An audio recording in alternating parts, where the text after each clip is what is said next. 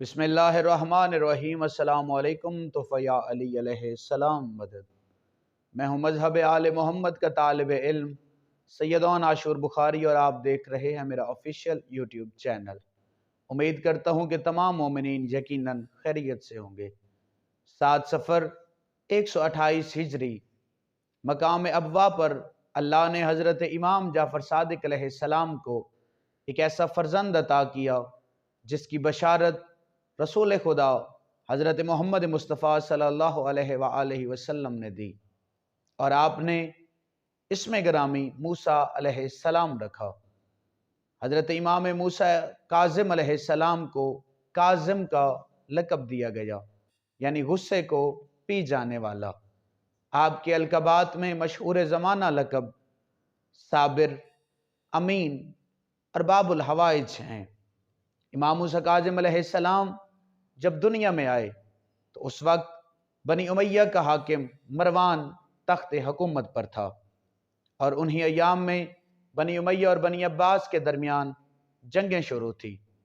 حضرت امام موسیٰ کاظم علیہ السلام جب 4 برس کی عمر تک پہنچے تو ایک دن اپنے بابا سے آ کے آپ نے فرمایا کہ بابا، میں آپ سے ایک حاجت طلب کرنا چاہتا ہوں۔ امام جعفر صادق علیہ السلام نے فرمایا کہ بیٹا کون سی حاجت؟ امام موسیٰ کاظم علیہ السلام نے فرمایا کہ بابا، مجھے گھر میں ایک چھوٹا سا حجرہ بنا کے دیجئے، اور اس میں ایک چھوٹا سا مصلی دیجئے تاکہ میں اپنے اللہ کی عبادت کر سکوں۔ امام موسیٰ کاظم علیہ السلام ساری رات اللہ کی عبادت کرتے اور پروردگار عالم کے سامنے گریہ کرتے، یہاں تک کتابوں میں ملتا ہے کہ اگر آپ کے حجرے کے قریب سے کوئی شخص گزرتا تو آپ کے رونے کی آواز سن کے وہ بھی رونے لگ جاتا۔ امام موسیٰ کاظم علیہ السلام جب 3 برس کی عمر میں تھے اس وقت بنی امیہ کی حکومت کا خاتمہ ہوا، اور بنی عباس کا پہلا حاکم صفا تخت حکومت پر آیا۔ صفا کے بعد منصور دوانکی آیا، جس نے 148 ہجری میں امام جعفر صادق علیہ السلام کو زہر دے کر شہید کروایا۔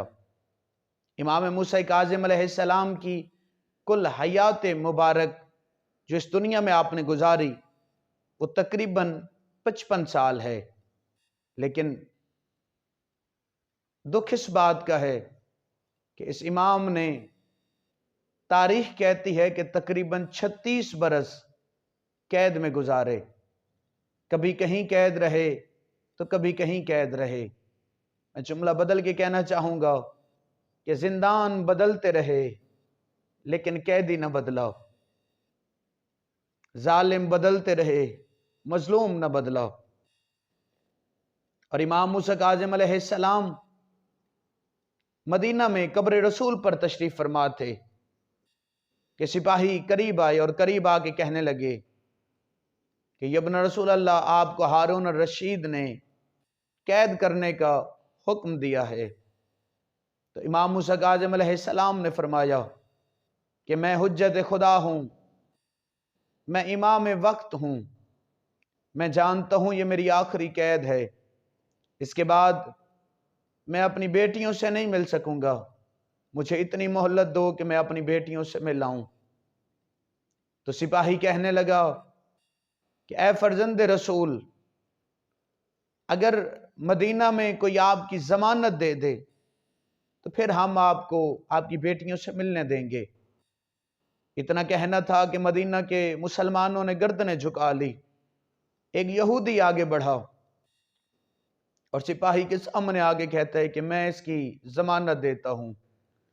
سپاہی نے کہا کہ تم تو یہودی ہو، تم کیوں ضمانت دیتے ہو؟ جبکہ مسلمان خاموش کھڑے ہیں۔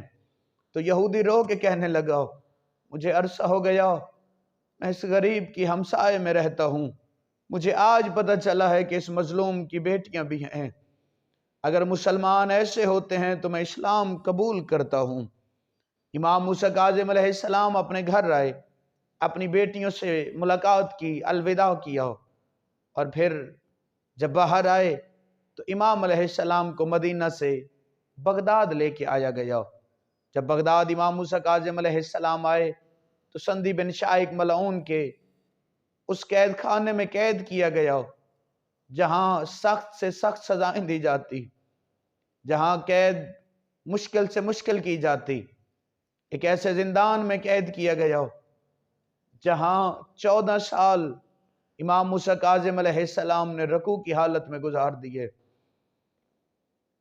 14 سال اللہ کی تسبیح، اللہ کی عبادت رکوع کی حالت میں کی، نہ دائیں کروٹ بدل سکتے، نہ بائیں کروٹ بدل سکتے، نہ کمر سیدھی کر سکتے، بس گردن جھکائے 14 سال امام علیہ السلام نے گزار دیے۔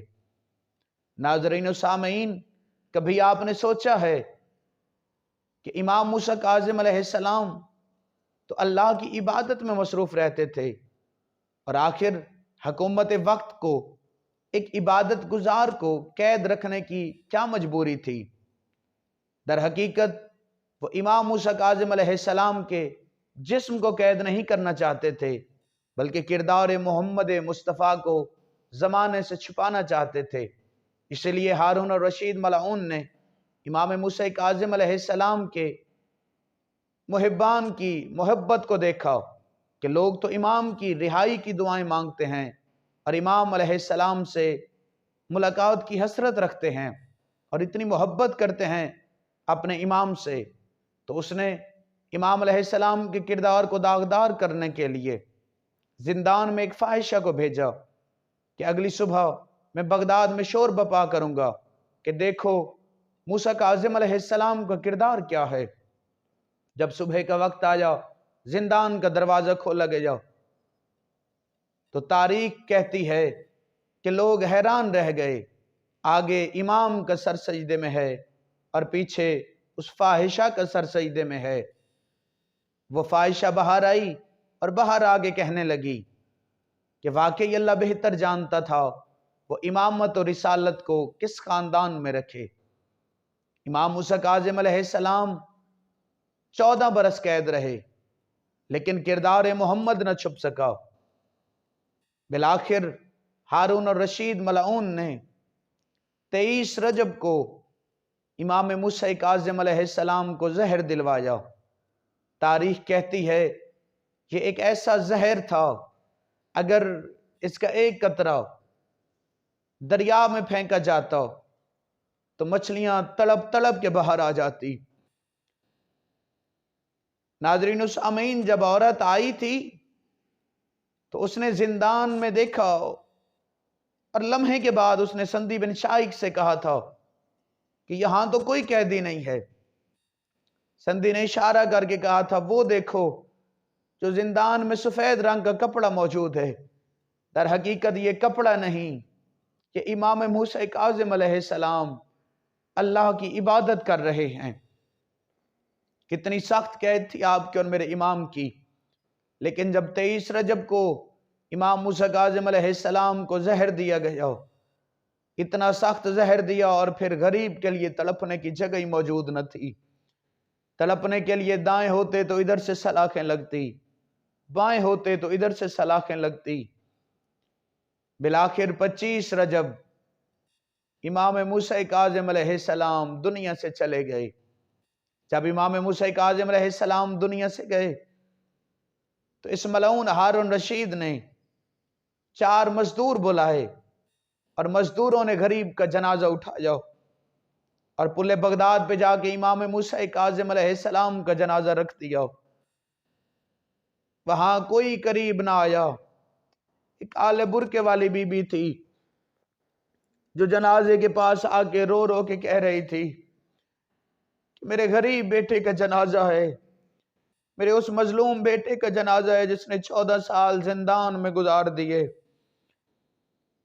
ناظرین و سامعین، سلام ہو اس امام پر کہ جس کے بدن کا گوشت زندان کی سلاخیں کھا گئی۔ سلام ہو اس امام پر کہ جس نے 14 سال رکوع کی حالت میں گزار دیے۔ 25 رجب المرجب تمام مومنین، تمام عزاداروں کو اور بالخصوص حضرت امام زمانہ علیہ السلام کی بارگاہ میں امام موسیٰ کاظم علیہ السلام کی شہادت کی تعزیت پیش کرتا ہوں، اسی کے ساتھ اجازت چاہتا ہوں۔ والسلام یا علی علیہ السلام۔ روتا ہے مظلوموں کے کانٹوں پر